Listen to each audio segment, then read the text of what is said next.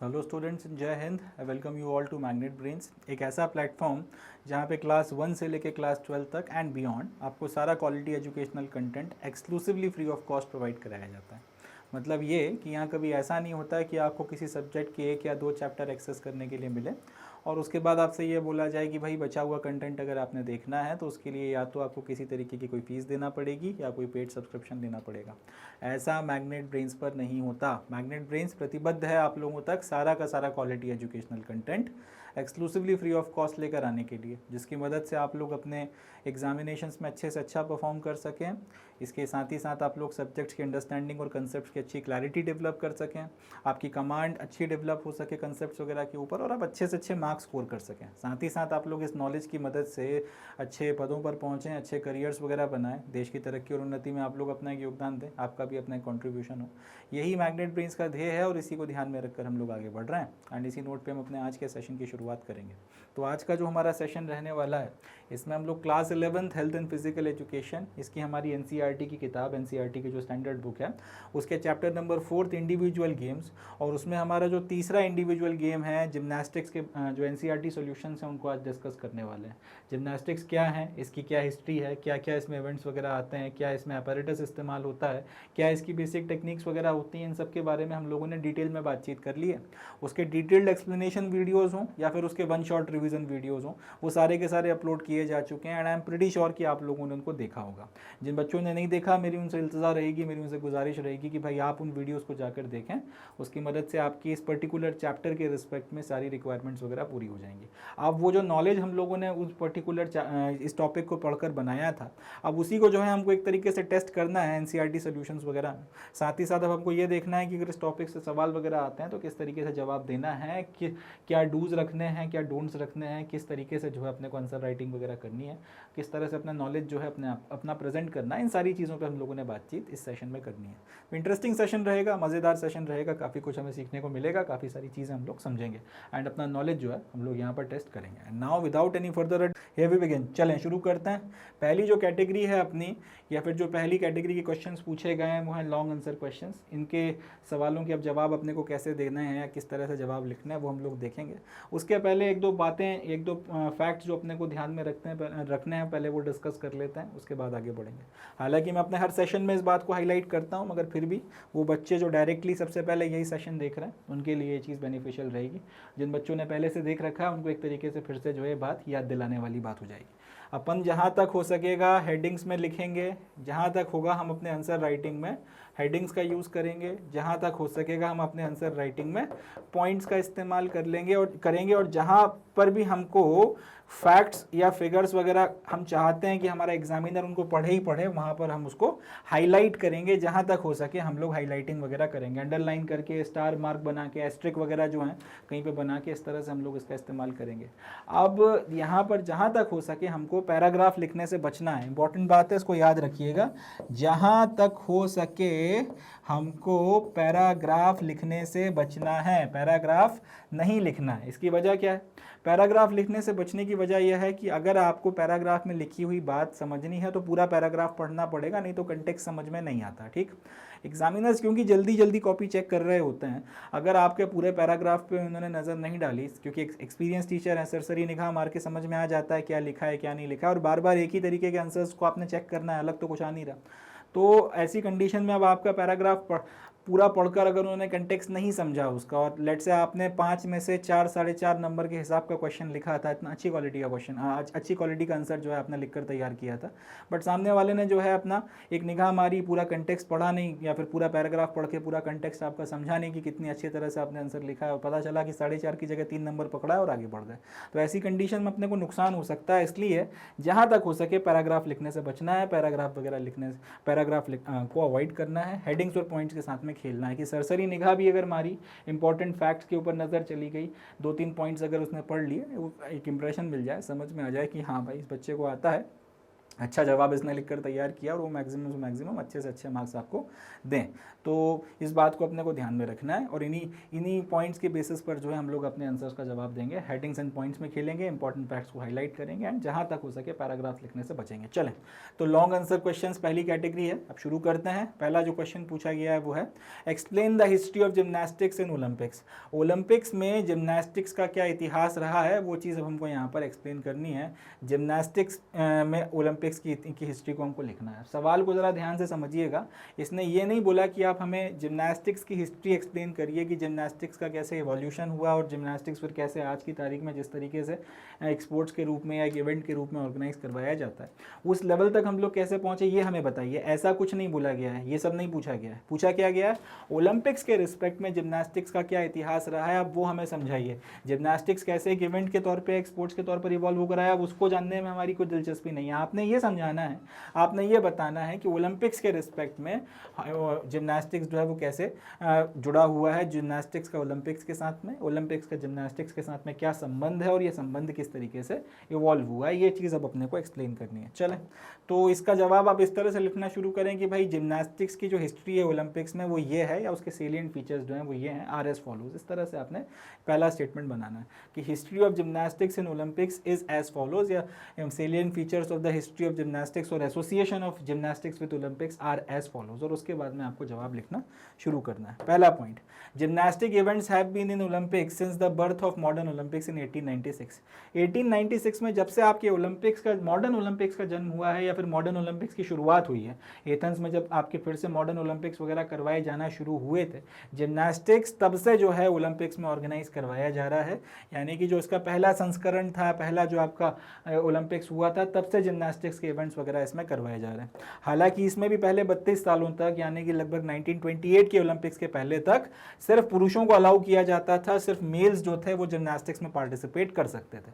1928 में फिर आपका एम्स्टर्डम ओलंपिक्स में जो है महिलाओं को भी आपने कम्पीट करना और पार्टिसिपेट करने की परमिशन दी और वहाँ से फिर मेल और फीमेल दोनों कैटेगरीज के जिमनास्टिक्स वगैरह होना शुरू हुए। अब ओलंपिक्स में जो जिमनास्टिक्स करवाए जाते हैं, जिमनास्टिक्स की जो भी आपकी गतिविधियाँ होती हैं, इनको 3 कैटेगरीज में डिवाइड किया गया। याद रखिएगा, ओलंपिक्स में जिमनास्टिक्स के जितने भी इवेंट्स वगैरह होते हैं इनको 3 कैटेगरीज में ग्रुप किया गया है, 3 कैटेगरीज में डिवाइड किया गया है। सबसे पहला क्या है, आर्टिस्टिक जिमनास्टिक्स, दूसरे हैं रिदमिक जिमनास्टिक्स और तीसरे होते हैं ट्रैम्पोलिन जिमनास्टिक्स। याद रखिएगा इस बात को, 3 कैटेगरीज में जिमनास्टिक्स के इवेंट्स वगैरह ओलंपिक्स में ऑर्गेनाइज करवाए जाते हैं, artistic gymnastics, rhythmic gymnastics and trampoline gymnastics.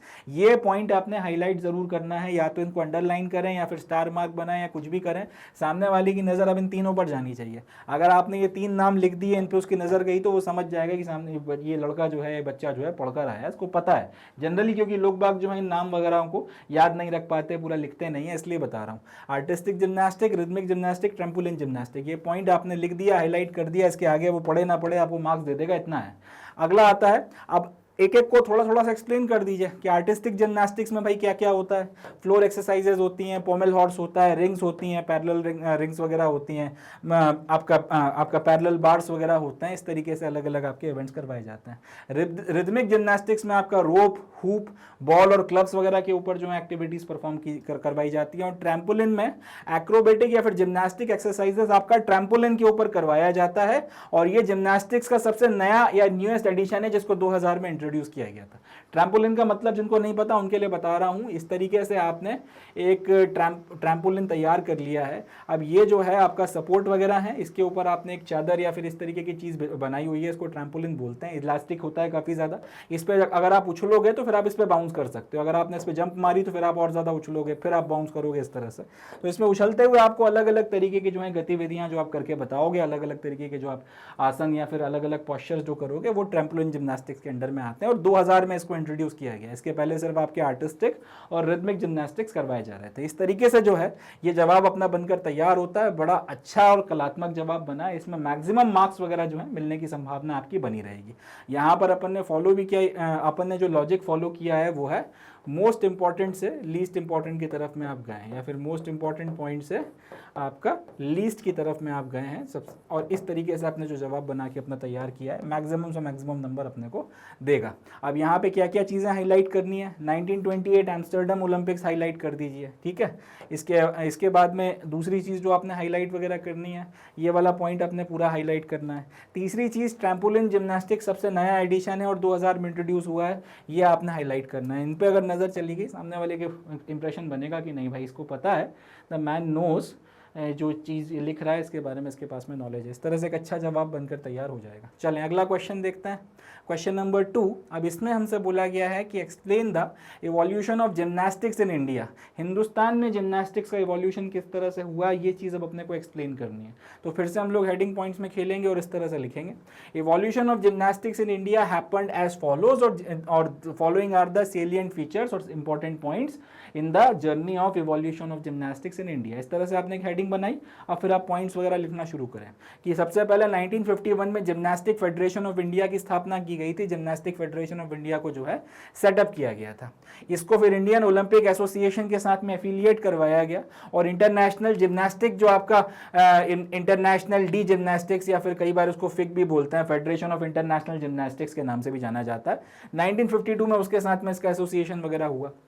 इसके बाद में जैसे इनको एसोसिएशन मिलता है, 1952 में ही जो है आपने पुरुषों के लिए नेशनल जिम्नास्टिक चैंपियनशिप्स ऑर्गेनाइज करवाई हैं, और 1962 में लगभग 10 साल के बाद में आपने महिलाओं के लिए भी जो है नेशनल जिम्नास्टिक चैंपियनशिप्स वगैरह ऑर्गेनाइज करवाई हैं, करवाना शुरू करवाई हैं। इस तरह से ये 3 पॉइंट बन गए। आगे बढ़ते हैं कि पहली जो नेशनल जिम्नास्टिक चैंपियनशिप हुई थी सब जूनियर लेवल्स पर गर्ल्स और बॉयज़ के लिए, वो 1986 में करवाई गई थी।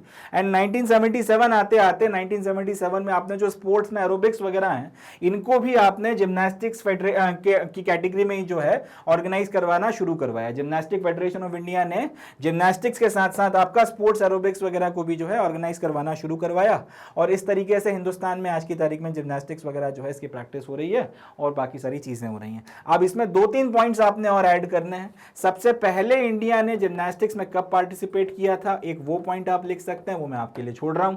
दूसरा, सबसे पहला बंदा जो गया था जिम्नास्टिक्स में जिसने पार्टिसिपेट किया था, उसकी बात आप कर सकते हैं, फर्स्ट प्लेयर। और उसके बाद में आप इसके जो फर्स्ट आपकी फीमेल प्लेयर्स हैं, फर्स्ट फीमेल जो पार्टिसिपेंट गई थी, आप उनके बारे में लिखकर भी एक पॉइंट बना सकते हैं। इस तरह से 3 से 4 पॉइंट और ऐड किए जा सकते हैं, मगर जो बेसिक लब्बो लोबाब है, जो बेसिक स्ट्रक्चर बनकर तैयार होता है वो इतना बनता है, और उसके बाद में ये सारा के सारा फैक्चुअल डाटा जो है आप यहाँ पर ऐड कर सकते हैं, तो आपके 8-9 पॉइंट्स यहाँ पे और बनकर तैयार हो जाएंगे। मगर मैं चाहता हूँ कि थोड़ा सा आप इस पर सर्च करें कि पहला प्लेयर कौन था, पहली महिला प्लेयर कौन थी, सबसे पहले हम लोगों ने जिम्नास्टिक्स में ओलंपिक्स में कब पार्टिसिपेट किया। थोड़ा सा मैं चाहता हूँ आप इन चीज़ों को गूगल करें, थोड़ा सा खुद सर्च करें, और उसके बाद में आप यहाँ पर इसको ऐड कर सकते हैं। इनफैक्ट मैं आपसे सवाल खुद भी पूछना चाहूँगा कि ये मुझे आप बताइए, सबसे पहले इंडिया ने पार्टिसिपेट कब किया जिम्नास्टिक्स में ओलंपिक्स में, पहला हमारा प्लेयर कौन सा गया था, एंड पहली महिला प्लेयर या फीमेल प्लेयर जो है इंडिया की तरफ से कौन गई थी।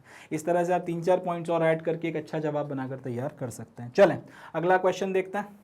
अब अपना नेक्स्ट आता है क्वेश्चन नंबर 3। इसमें हमसे 2 सवाल पूछे गए हैं। पहला, how many types of gymnastics are there, पहला हिस्सा। दूसरा, enlist the men's and women's apparatus used in artistic gymnastics. तो 2 सवालों के जवाब अपने को देने हैं। पहला तो ये कि जिम्नास्टिक्स के कितने टाइप्स होते हैं, जिम्नास्टिक्स के कितने तरीके होते हैं, पहला तो ये बताना।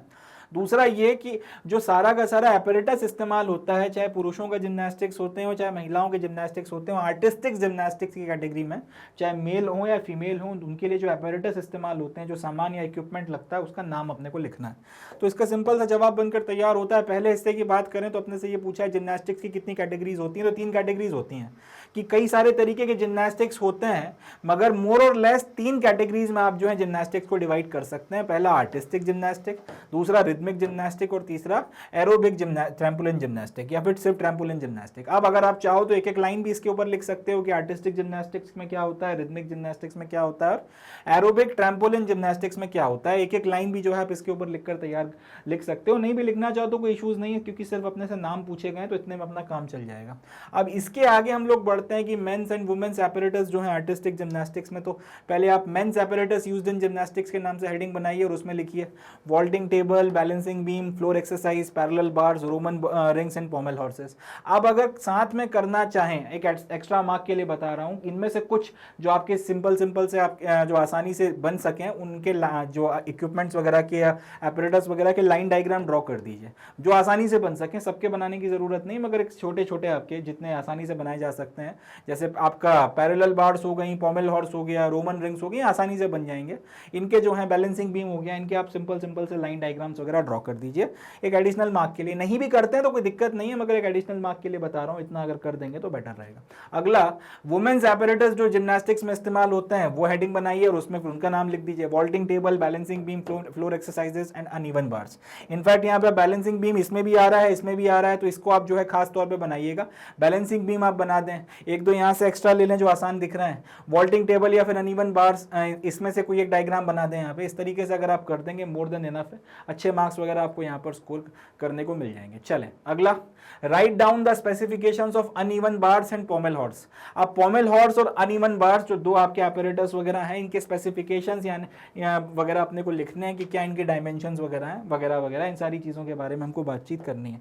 सबसे पहला काम जो आपने करना है, स्पेसिफिकेशंस ऑफ अनइवन बार्स और स्पेसिफिकेशन ऑफ पॉमेल हॉर्स लिखने के साथ में आपने इनके लाइन डायग्राम जरूर बनाना है। अनइवन बार का जो है लाइन डायग्राम बनाना है साइड में, और उसके साथ में जो है आपने उसकी सारी की सारी बातचीत को एक्सप्लेन करना है। पॉमेल हॉर्स का लाइन डायग्राम बनाना है उसके बाद में, और उसके पॉमेल हॉर्स का डायग्राम बनाना है उसके बाद में, और उसके बाद उसके सारे के सारे स्पेसिफिकेशंस को साथ में एक्सप्लेन करना है। एक तरफ अच्छा लेबल डायग्राम हो और एक तरफ साथ में आपके स्पेसिफिकेशंस लिखे हों। सामने वाला स्पेसिफिकेशंस पढ़े ना पढ़े, लेबल डायग्राम देखेगा, वो आपको अच्छे मार्क्स दे देगा, इसमें कोई दिक्कत नहीं है। तो specifications of uneven bars, height जो है आपकी अपर बार की 2.50 मीटर होती है, लोअर बार की 1.70 मीटर है।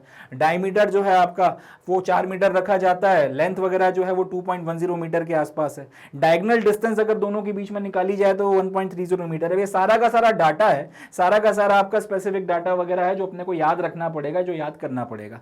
और इस तरीके से जो है अभी सारे लाइन डायग्राम बना के सारे के सारे डाटा को आपका फ्रंट व्यू से और साइड व्यू से आप इस तरह से जो है लिखकर तैयार कर सकते हैं। आपको अच्छे मार्क्स यहाँ पे स्कोर करने को मिल जाएंगे। यही बात फिर पॉमेल हॉर्स के साथ में की जा सकती है कि आप डायग्राम्स वगैरह बना दीजिए और स्पेसिफिकेशन लिख दीजिए कि इसकी हाइट जो है 1.15 मीटर है, लेंथ जो है टॉप पे 1.60 मीटर है, बॉटम पर जो है 1.55 मीटर है, और भी आपके जो फर्दर डायमेंशंस वगैरह हैं वो लिख दीजिए। इस तरीके से जो है ये आपका आंसर वगैरह बनकर तैयार हो जाएगा। स्पेसिफिकेशंस ये यहाँ पे रखना पड़ेंगे, इनको याद करना पड़ेगा, और उन्हीं चीज़ों को फिर हमको यहाँ पे डायग्राम बना के उनकी लेबलिंग करनी है। इस तरह से अगर आप कर देते हैं तो आपको मैक्सिमम से मैक्सिमम मार्क्स वगैरह यहाँ पे स्कोर करने का मौका मिल जाएगा। चलें नेक्स्ट क्वेश्चन की तरफ बढ़ते हैं।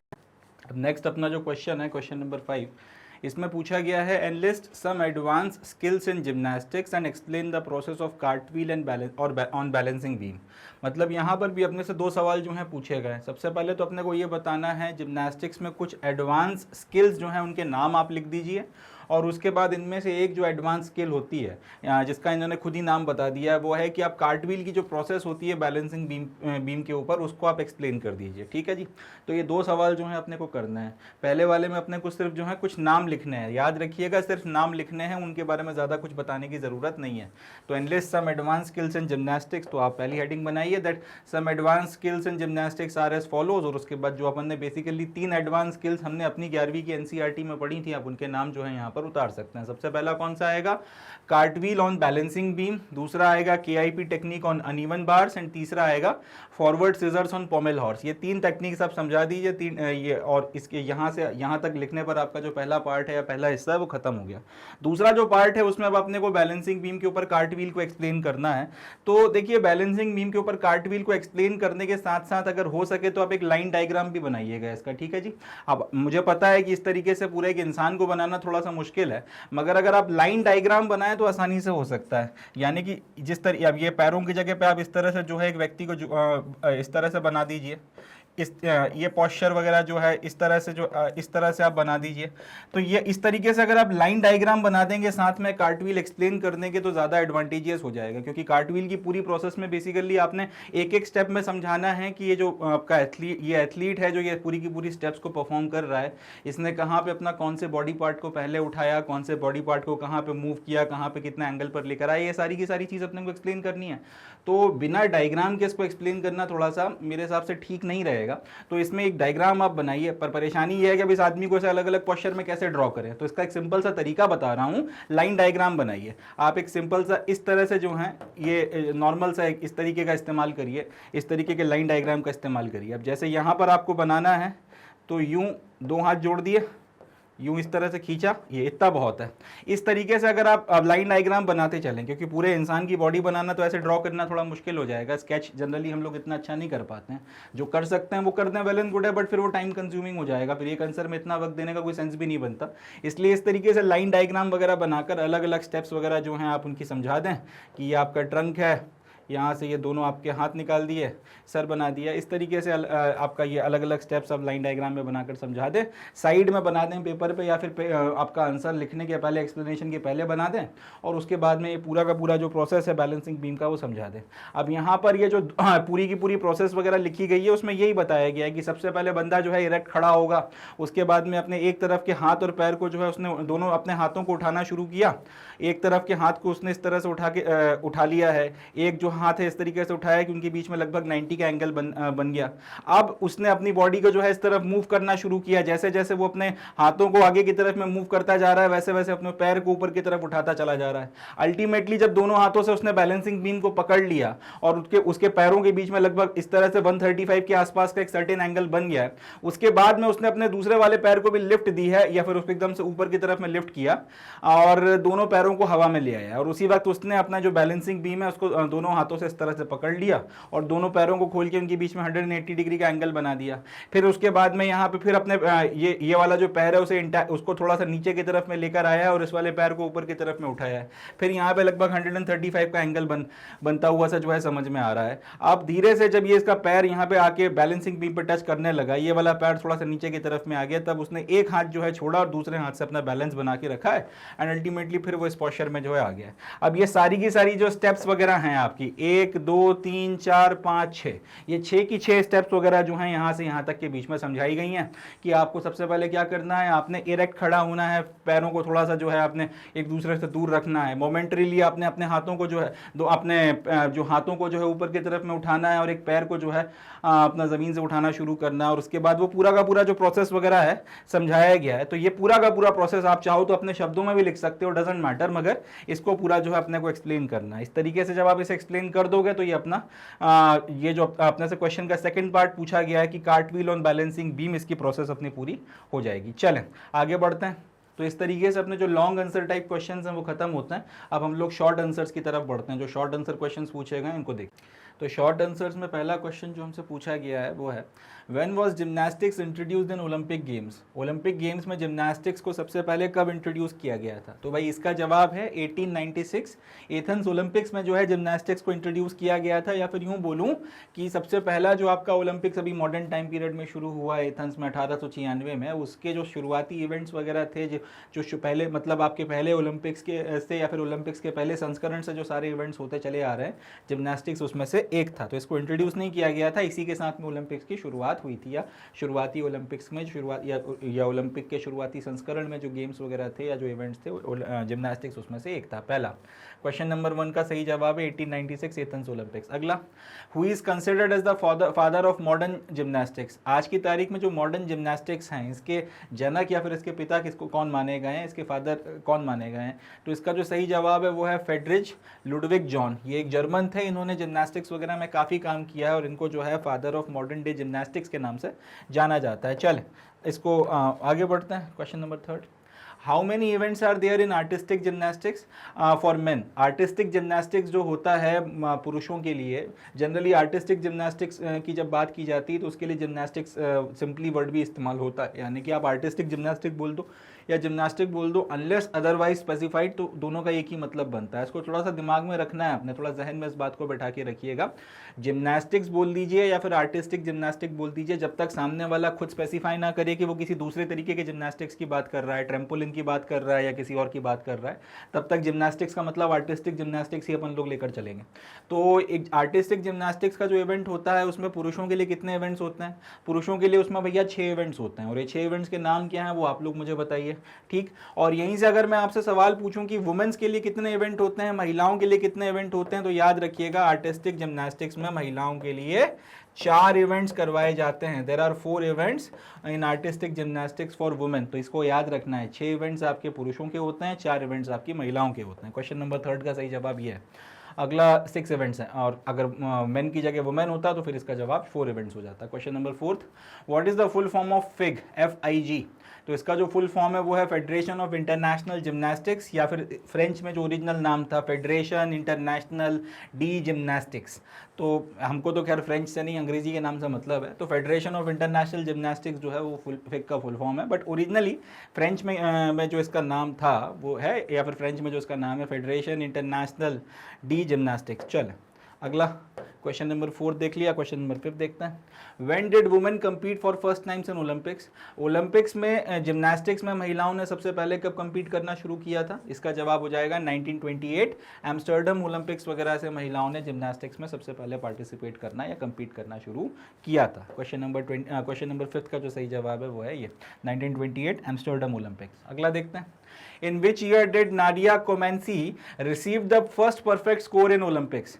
फर्स्ट परफेक्ट स्कोर जो है ओलंपिक्स में नाडिया कोमेंसी ने कौन से ओलंपिक्स में या कौन से साल में जो है जीता था? इसका जो सही जवाब है वो है 1976 का जो आपका मॉन्ट्रियल ओलंपिक्स हुआ था, उसमें नाडिया कोमेंसी ने जो है आपका पहला परफेक्ट स्कोर जो है ओलंपिक्स में जिम्नास्टिक्स में किया था, या पहला परफेक्ट स्कोर जो है उन्होंने अचीव किया था 1976 मॉन्ट्रियल ओलंपिक्स में। क्वेश्चन नंबर 6 का सही जवाब। अगला देखते हैं। यहाँ से अपने फिल इन द ब्लैंक्स वगैरह जो है वो शुरू हो जाते हैं। जो फिल इन द ब्लैंक्स वगैरह अपने से पूछे गए अपन उनको देखेंगे। तो gymnastics began in ancient Greece about dash years ago. Gymnastics जो है एंशिएंट ग्रीस में इतने साल पहले शुरू हुआ था? इसका जो सही जवाब है लगभग 2500 साल पहले जो है, एज पर अवर NCERT की किताब का शुरुआती इंट्रोडक्शन जो पैराग्राफ दिया गया है जिम्नास्टिक्स के बारे में, उसमें ये लिखा हुआ है कि लगभग 2500 साल पहले जिम्नास्टिक्स जो है एंशियंट ग्रीक में शुरू हुआ था। तो याद रखिएगा इस बात को, 2500 ईयर्स, या तो आप इसे नंबर्स में लिख दें या फिर शब्दों में लिख दें, जैसा आपको ठीक लगे, मगर एंशियंट ग्रीक में लगभग 2500 साल पहले जिम्नास्टिक्स की शुरुआत हुई थी। चलें अगला क्वेश्चन देखते हैं। Today gymnastic is often term as the ultimate combination of. आज की तारीख में जिम्नास्टिक को अल्टीमेट कॉम्बिनेशन माना जाता है दो चीज़ों का बेसिकली। पहला है स्ट्रेंथ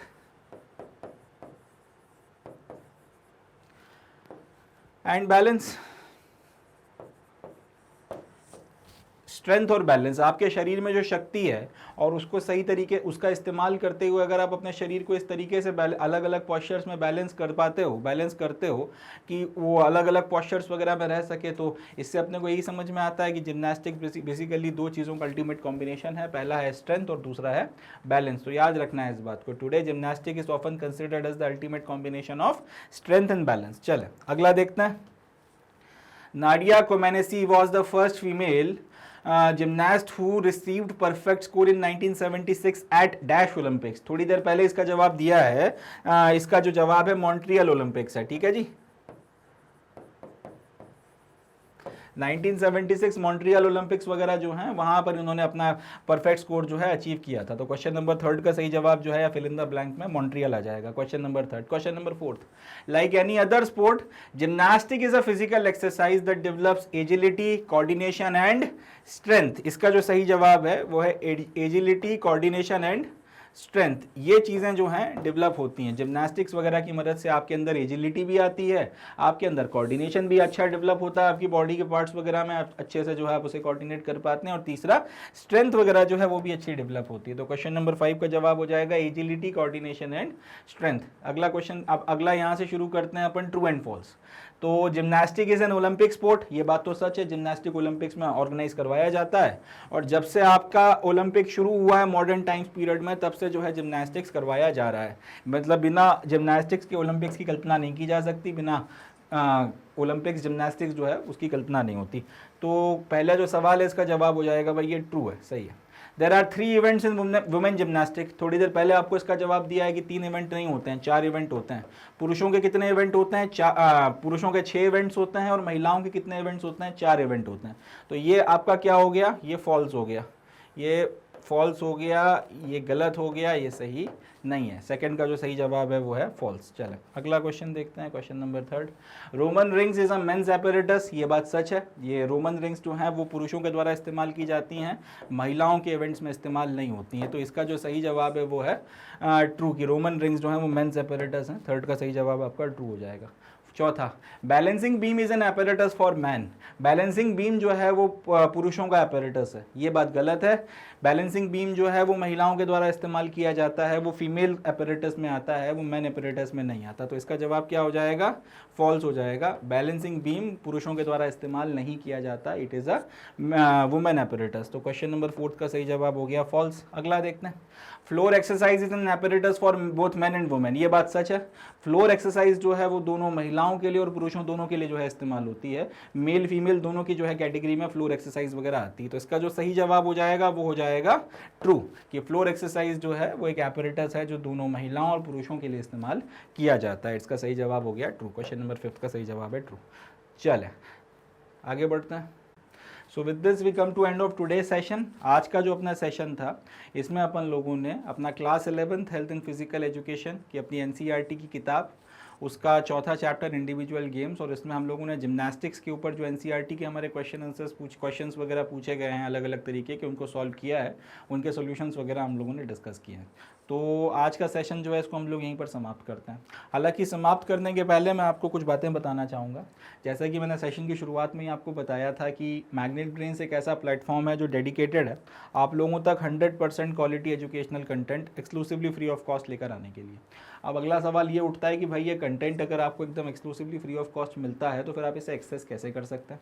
इसको एक्सेस करने के 3 तरीके हैं।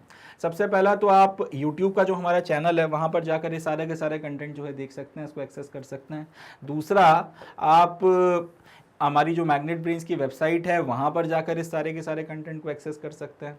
तीसरा, आप मैग्नेट ब्रेन्स का ऐप डाउनलोड कर सकते हैं, ये सबसे ज़्यादा कन्वीनियंट तरीका रहेगा, और इसकी मदद से भी जो है आप ये सारा का सारा कंटेंट एक्सेस कर सकते हैं।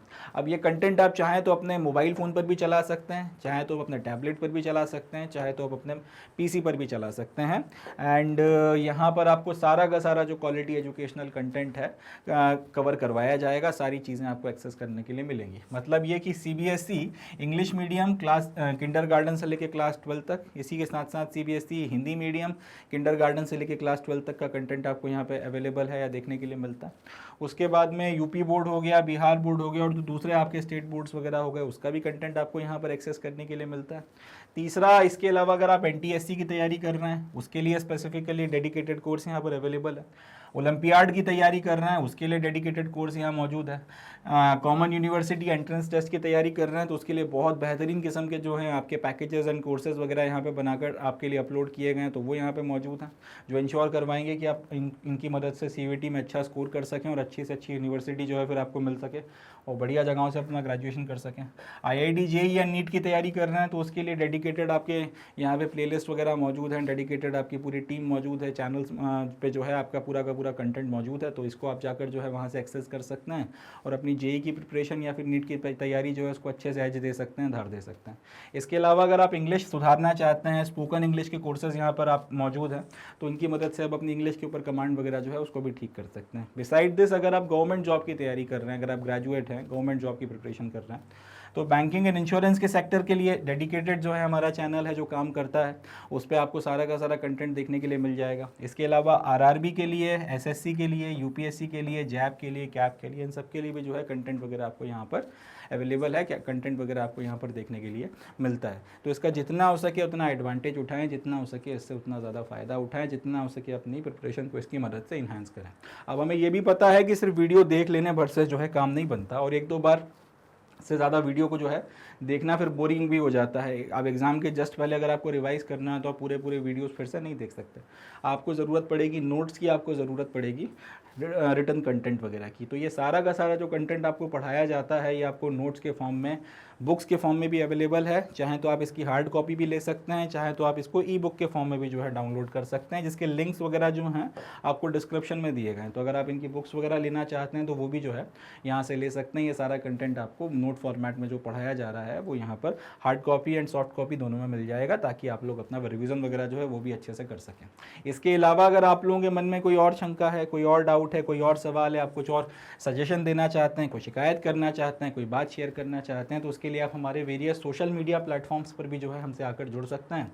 आप यूट्यूब के हमारे जो कमेंट सेक्शन है उसमें कमेंट छोड़ सकते हैं and we will be getting back to you as soon as we can. अगर आप चाहें तो आप हमारे फेसबुक पेज पर हमसे जुड़ सकते हैं, वहाँ पर आप अपना जो है मैसेज हमें छोड़ सकते हैं। आप चाहें तो इंस्टा पे हमारे साथ कनेक्ट हो सकते हैं, ट्विटर पे हमारा ट्विटर हैंडल फॉलो कर सकते हैं, या टेलीग्राम के हमारे चैनल पर जाकर हमसे जुड़ सकते हैं। जो माध्यम आपको ठीक लगे, जो मोड आपको कन्वीनियंट लगे, उसकी मदद से आप हमसे कनेक्ट कर सकते हैं एंड देन आप हमें कुछ बता सकते हैं, हम आपके साथ में ज़्यादा बेटर तरीके से जो है कॉन्टैक्ट में रहकर कोऑर्डिनेट कर सकते हैं। तो खैर लब्बो लुभाव इस सारी बात का ये निकल कर आता है, सार इस बात का ये निकल कर आता है कि मैग्नेट ब्रेन्स ने प्रण लिया है आप सब लोगों तक, हिंदुस्तान के हर बच्चे तक हाई क्वालिटी एजुकेशन पहुंचाने का, वो भी एक्सक्लूसिवली फ्री ऑफ कॉस्ट। तो इस मुहिम का, इस वेंचर का, इस अलख का जितना हो सके उतना ज़्यादा फ़ायदा उठाएं, खुद भी अपने आप को इन्हांस करें, अपग्रेड करें, इम्प्रूव करें। दूसरे लोग जिनके बारे में आपको लगता है कि जिनको मैग्नेट ब्रेन्स के बारे में नहीं पता और उन्हें पता होना चाहिए, जिनको उसकी ज़रूरत है, उन तक भी मैग्नेट ब्रेन्स का संदेश पहुँचाएँ और एक एम्बेसडर के तौर पर एक्ट करें। खुद का भी भला करें, दूसरों का भी भला करें और सफलता और तरक्की के रास्ते पर चलते चलें। ज्ञान से बड़ा कोई एम्पावरमेंट नहीं है, ज्ञान से बड़ा कोई और सशक्तिकरण नहीं है, ज्ञान से बड़ी कोई ताकत नहीं है। तो जितना हो सके उतना ज़्यादा ज्ञान का संचय करते चलें, सफलता और तरक्की के रास्ते पर आगे चलते चलें, हंसते मुस्कुराते रहें, खुश रहें एंड मोस्ट इंपॉर्टेंटली जुड़े रहें मैग्नेट ब्रेन्स के साथ। इसी नोट पे calling it the day and concluding the session. Thank you. जय हिंद।